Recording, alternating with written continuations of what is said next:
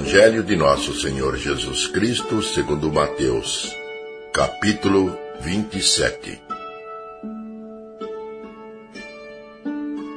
Chegando a manhã, todos os príncipes dos sacerdotes e os anciãos do povo reuniram-se em conselho para entregar Jesus à morte.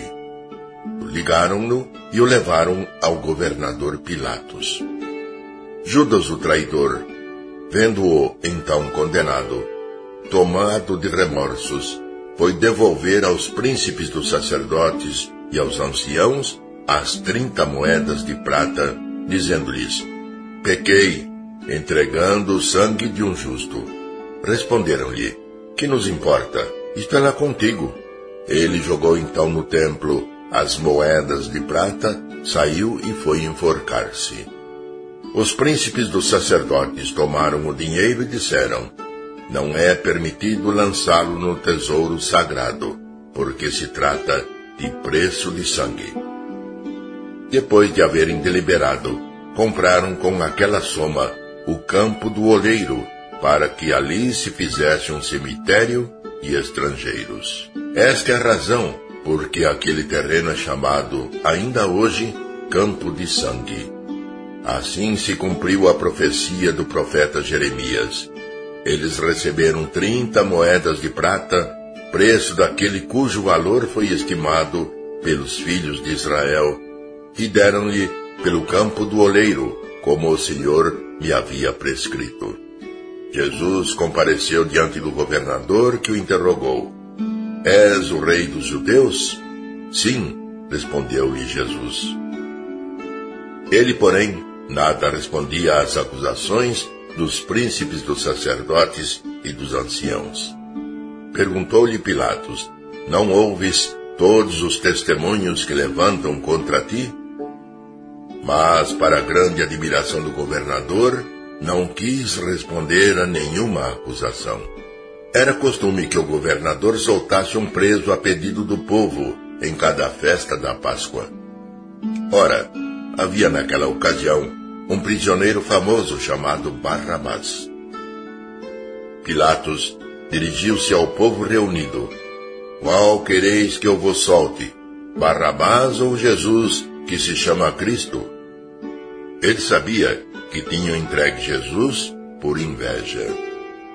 Enquanto estava sentado no tribunal, sua mulher lhe mandou dizer: não faças a esse justo. Fui hoje atormentada por um sonho que lhe diz respeito. Mas os príncipes dos sacerdotes e os anciãos persuadiram o povo que pedisse a libertação de Barrabás e fizesse morrer Jesus. O governador tomou então a palavra: qual dos dois quereis que eu vos solte? Responderam: Barrabás. Pilatos perguntou: que farei então de Jesus, que é chamado o Cristo? Todos responderam: seja crucificado. O governador tornou a perguntar: mas que mal fez ele? E gritavam ainda mais forte: seja crucificado. Pilatos viu que nada adiantava, mas que, ao contrário, o tumulto crescia. Fez com que lhe trouxessem água, lavou as mãos diante do povo e disse: sou inocente do sangue deste homem, isto é lá convosco. E todo o povo respondeu: caia sobre nós o seu sangue e sobre nossos filhos. Libertou então Barrabás, mandou açoitar Jesus e lhe o entregou para ser crucificado. Os soldados do governador conduziram Jesus para o pretório e rodearam-no com todo o pelotão. Arrancaram-lhe as vestes e colocaram-lhe um manto escarlate. Depois trançaram nele uma coroa de espinhos, meteram-lhe-a na cabeça e puseram-lhe na mão uma vara. Dobrando os joelhos diante dele, diziam com escárnio: salve, rei dos judeus. Cuspiam-lhe no rosto e, tomando da vara, davam-lhe golpes na cabeça. Depois de escarnearem dele, tiraram-lhe o manto e entregaram-lhe as vestes. Em seguida, levaram-no para o crucificar. Saindo, encontraram um homem de Cirene chamado Simão, a quem obrigaram a levar a cruz de Jesus. Chegaram ao lugar chamado Gólgota, isto é, lugar do crânio. Deram-lhe de beber vinho misturado com fel. Ele provou, mas se recusou a beber. Depois de o haverem crucificado, dividiram suas vestes entre si, tirando a sorte. Cumpriu-se assim a profecia do profeta: repartiram entre si minhas vestes e sobre meu manto lançaram a sorte. Sentaram-se e montaram guarda. Por cima de sua cabeça penduraram um escrito trazendo o motivo da sua crucificação: este é Jesus, o Rei dos Judeus. Ao mesmo tempo foram crucificados com ele 2 ladrões, um à sua direita e o outro à sua esquerda.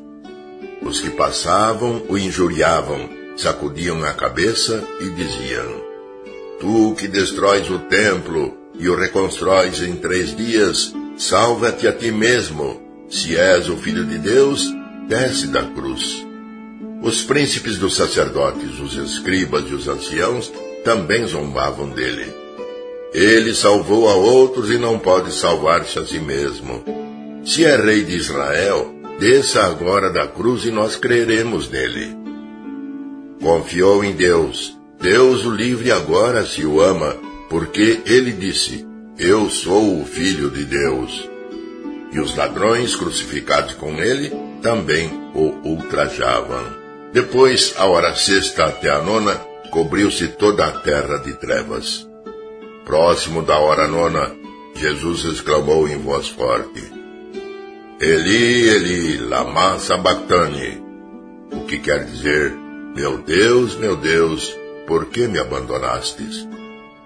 A estas palavras, alguns dos que lá estavam diziam: ele chama por Elias. Imediatamente um deles tomou uma esponja, embebeu-a em vinagre e apresentou-lhe-a na ponta de uma vara para que bebesse. Os outros diziam: deixa, vejamos se Elias virá socorrê-lo. Jesus de novo lançou um grande brado e entregou a alma. E eis que o véu do templo se rasgou em 2 partes de alto a baixo. A terra tremeu, fenderam-se as rochas.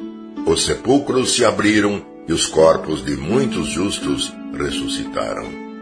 Saindo de suas sepulturas, entraram na cidade logo depois da ressurreição de Jesus e apareceram a muitas pessoas. O centurião e seus homens, que montavam guarda a Jesus, diante do estremecimento da terra e de tudo o que se passava, disseram entre si, possuídos de grande temor: verdadeiramente, este era Filho de Deus. Havia ali também algumas mulheres que de longe olhavam. Tinham seguido Jesus desde a Galiléia para o servir.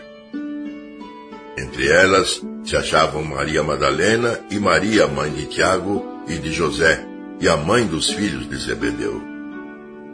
À tardinha, um homem rico de Arimateia, chamado José, que era também discípulo de Jesus, foi procurar Pilatos e pediu-lhe o corpo de Jesus. Pilatos cedeu-o. José tomou o corpo, envolveu-o num lençol branco e o depositou num sepulcro novo que tinha mandado talhar para si na rocha. Depois rolou uma grande pedra à entrada do sepulcro e foi embora.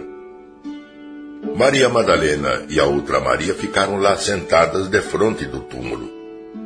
No dia seguinte, isto é, o dia seguinte ao da preparação, os príncipes dos sacerdotes e os fariseus dirigiram-se todos juntos à casa de Pilatos.